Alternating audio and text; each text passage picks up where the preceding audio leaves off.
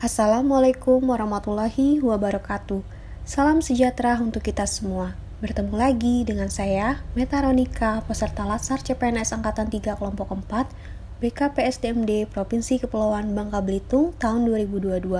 Pada kesempatan kali ini, saya mau menjelaskan analisis isu yang ada di instansi tempat saya bekerja. Sebelum masuk ke materi, kita perlu tahu dulu, apa sih isu itu? Isu secara umum dapat diartikan sebagai suatu fenomena atau kejadian yang dianggap penting sebagai masalah atau dapat menjadi penarik perhatian orang banyak, sehingga menjadi bahan yang layak untuk didiskusikan, meskipun kejadian atau kabar tersebut belum jelas asal-usulnya dan tidak terjamin kebenarannya. Adapun pemaparan kali ini, saya ingin membahas yang pertama, identifikasi isu, yang kedua, penapisan isu prioritas dengan menggunakan metode USG, yang ketiga, menganalisis dampak terjadinya isu tersebut dan siapa pihak yang terkena isu tersebut, yang keempat, menemukan penyebab terjadinya isu dan menyusun solusi dari isu tersebut. Adapun isu yang saya ambil yang pertama, kurangnya komunikasi terapeutik perawat dalam melayani pasien. Yang kedua, menurunnya kepatuhan pasien dan pengunjung tentang protokol kesehatan di lingkungan rumah sakit. Yang ketiga, pengaruh media sosial pada saat ini di mana masyarakat semakin kritis terhadap kualitas pelayanan rumah sakit. Berdasarkan daftar isu sebelumnya, maka kita perlu mengurutkan prioritas masalah. Kali ini, saya menggunakan penapisan isu dengan metode USG, yang merupakan salah satu cara menetapkan urutan prioritas masalah dengan metode teknik scoring, di mana untuk scoringnya sendiri itu berskala 1-5. 1 sangat kurang, 2 kurang, 3 sedang, 4 besar, dan 5 sangat besar. Untuk kriteria USG itu sendiri berdasarkan hurufnya. U, urgensi, mendesak atau tidak. Kemudian seriousness, tingkat keseriusan masalah, dan growth, tingkat pertumbuhan masalah tersebut. Dari 3 isu tersebut, terpilih satu isu dengan nilai tertinggi berdasarkan analisis USG, yaitu kurangnya komunikasi terapeutik perawat dalam melayani pasien. Dampak dari kurangnya komunikasi terapeutik perawat dalam melayani pasien yang pertama, pelayanan menjadi kurang baik, pasien menjadi kurang nyaman, dan berisiko besar mendapatkan komplain dari pihak pasien. Kemudian, siapa pihak yang terkena dampak dari kurangnya komunikasi terapeutik perawat dalam melayani pasien, yaitu pasien, keluarga pasien, dan instansi rumah sakit.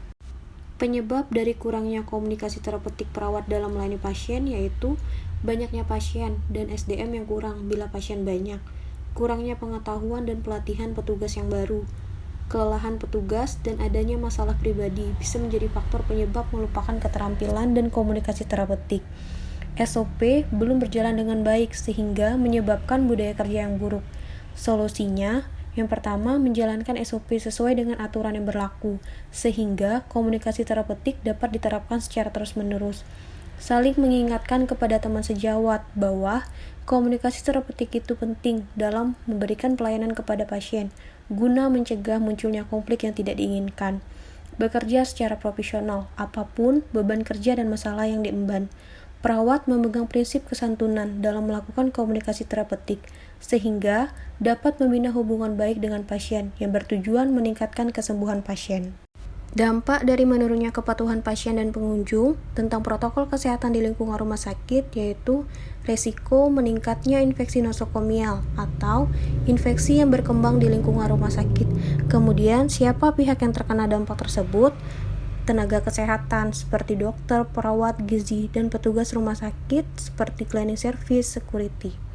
Penyebab menurunnya kepatuhan pasien dan pengunjung tentang protokol kesehatan di lingkungan rumah sakit yaitu kurangnya pengetahuan dan kesadaran pasien dan pengunjung terhadap pentingnya melakukan prokes di rumah sakit, merasa kurang nyaman saat memakai APD seperti masker, dan ketidakpercayaan pasien dan pengunjung terhadap potensi rumah sakit sebagai tempat penularan infeksi nosokomial.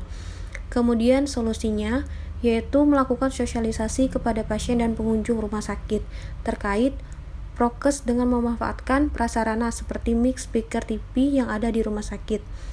Perawat di ruangan mengedukasi kembali kepada pasien dan pengunjung bahwa pentingnya mencegah penularan infeksi nosokomial dan mengawasi, menegur para pelanggar prokes di rumah sakit. Dampak pengaruh media sosial pada saat ini di mana masyarakat semakin kritis terhadap kualitas pelayanan rumah sakit, yaitu banyak pasien berobat ke rumah sakit lain, nama baik instansi menjadi kurang baik di masyarakat, dan kualitas layanan berkurang. Lalu siapa pihak yang terkena dampak tersebut? Petugas rumah sakit dan instansi rumah sakit tersebut. Penyebab pengaruh media sosial di mana masyarakat semakin kritis terhadap kualitas pelayanan rumah sakit.